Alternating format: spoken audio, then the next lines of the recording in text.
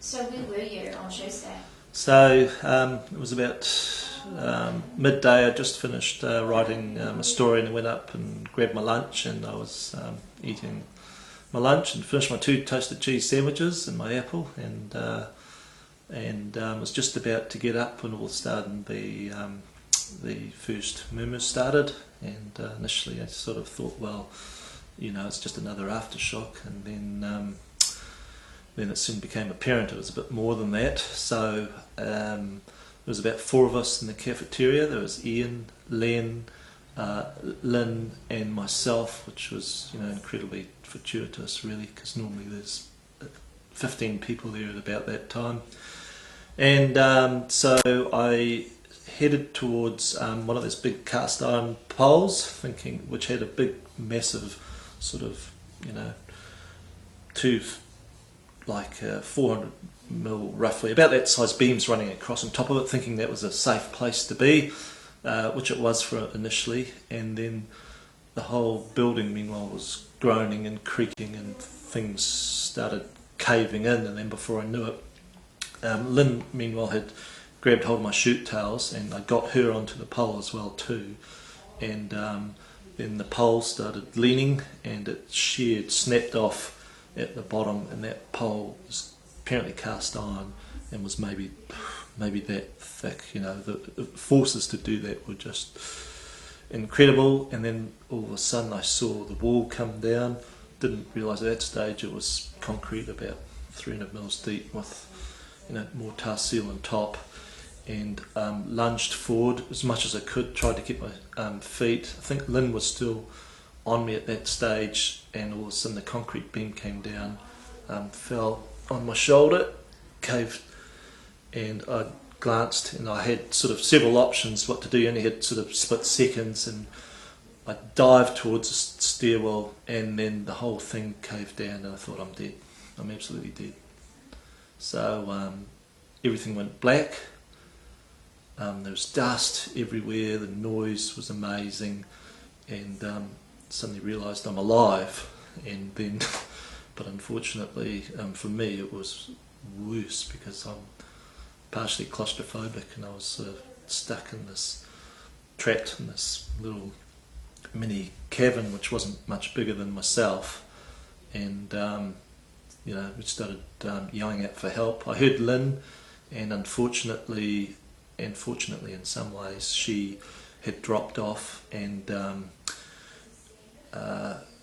her shoulder was smashed, dislocated as we found out later, and the concrete beam with the concrete ceiling on top of it had come down on both her legs, and her legs were in a funny strange position as well too.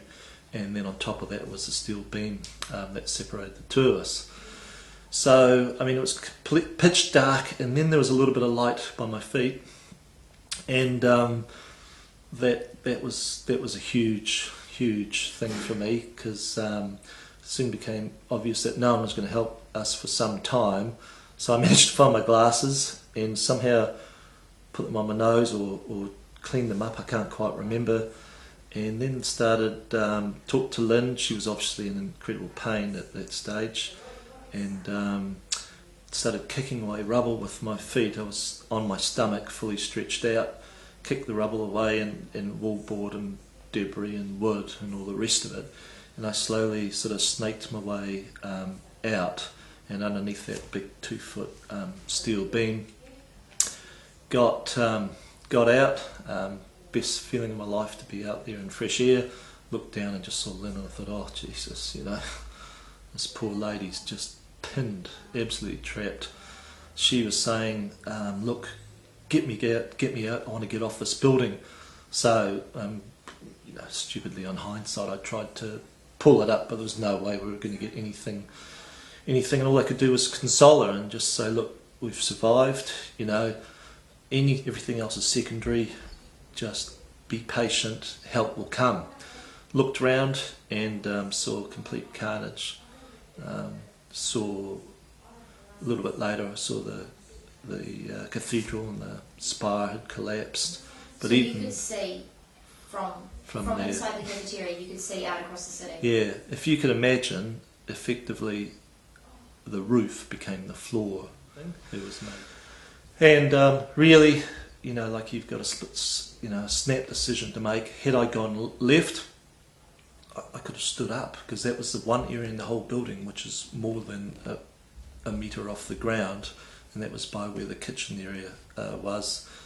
Had I gone right, I'd be dead. Had I gone back a bit, I'd be dead. Had I gone forward, I'd be dead, with the walls collapsing.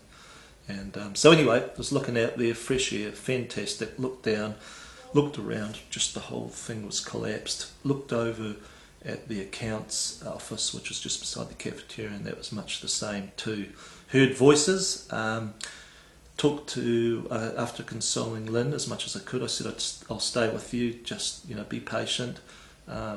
Spoke to Len, he seemed okay. He was trapped in between two of the steel girders in a pocket, and in many ways those girders, they nearly killed us, but they also saved us as well too, because they created these little pockets where we could be in. Somehow Len got himself out. I heard Ian Reddington, he didn't sound good at all, and he was trapped. And as it happened, he was pinned, as we found out. One of the first guys who came to see us, in fact the first guy was George Piper, who's the maintenance man, and he was just amazing that day. He put his life absolutely on the line. So he must have come up the stairwell. I don't even know that the stairwell, you could get through it, but somehow he got up there, and he was a bit sort of, he realised that the building could collapse at any stage. The third story had already collapsed, so the whole thing could go, and after every aftershock, that was my thought, that the thing was going down. So the next group of people to come were 3 builders who came across from the new building, and they also were really brave as well too. And Len managed to get himself out by himself. They must have been coming about at the same time, and then they started. They didn't have any gear whatsoever, and they started talking to Ian, and they grabbed a pince bar, one of those big crowbars, sort of chipping away this concrete. It took ages. I can't remember how long it took. It just took ages. And they managed to lever it up, and they drew a plank in, and either he grabbed it or someone went in there, which would have been a terrifying experience in itself. They dragged him out, and all I saw was his stomach and hanging down with his hands going like that. And they drew him out on the scaffold peg and took him down to the new building. So he was safe. Len was safe. I was still in the building and safe, and Lynn was trapped out of the 4 of us. Another Asian guy, a really nice Asian guy who's in the accounts office. Maybe it was George who got him out. They managed to get him out, and by that time some of the experts started coming in. An engineer came in. He had a big hydraulic jack, tried to get Lynn out, and there was no way, because the weight of those beams and the wooden floor was just compressing. And perhaps 2 hours had elapsed, and then 2 doctors went and checked her, and by this time they'd identified in the accounts office that there was more people who were trapped in there as well. And there was some sad stories there too, unfortunately. But so all the professionals were there, and one of the guys said, "Look, I think it's time for you to leave." And I said, "Look, I promised Lynn I'd stay there with her, it's your call, but I'd rather not go." And he said, "No, look, we've got good people here, we've got doctors," and it seemed to make a lot of sense. So I said goodbye to Lynn and left them to it. And we just negotiated ourselves over the rubble. I was with one of the builders, because he knew the new press building and how to get down. And we just got across the rubble, over the gap, which went straight down 4 stories, onto the roof, onto the patio, and that second big quake of about 6 on the Richter scale arrived. I turned round, and it was the building that I was on started collapsing. More concrete started coming in, and the guys were just bouncing up and down like on a giant trampoline. I thought they were all gone, and we just skedaddled. We sprinted as fast as we could, got out Gloucester Street, and came out to see even more carnage. So pretty heroic that you stayed around and No, I don't sat think so. with them. No, she would have done the same. You would have done the same. I think you just do those things, don't you? The worst thing is that I didn't know where my family was. That's what horrified me. I was okay. My brother was in Auckland. He was ringing constantly because he'd seen the photos of the press building, and somewhere within that 2 hours they said that everyone was safe. It was fine. I didn't care as long as they were safe. I was happy to be up there.